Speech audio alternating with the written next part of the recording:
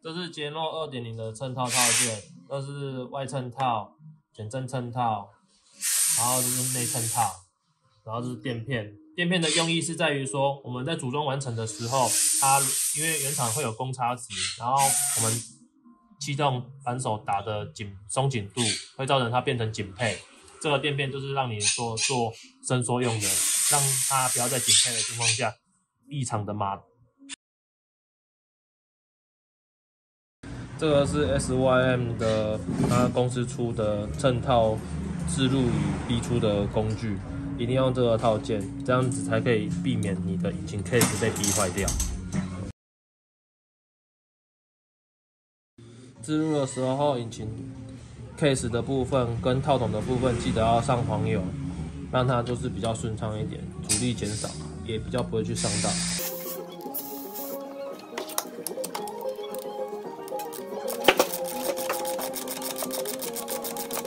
置入时很顺畅，代表你的组装方式是正确；如果很紧迫，代表置入方式是错误的。请勿用敲打的方式。置入完成，引擎跟衬套中间是无间隙的。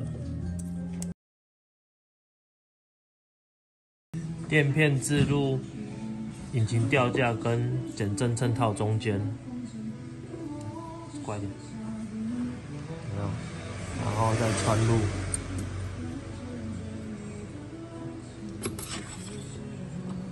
穿过去。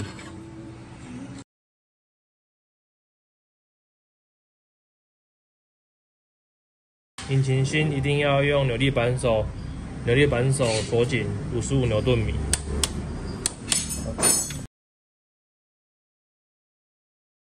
安装完成之后，要检测是否安装完成，外衬套的外平面跟内侧套的外平面需在 4.5mm 左右，只能大于 4.5mm， 不能小于 4.5mm， 两侧皆相同的数值。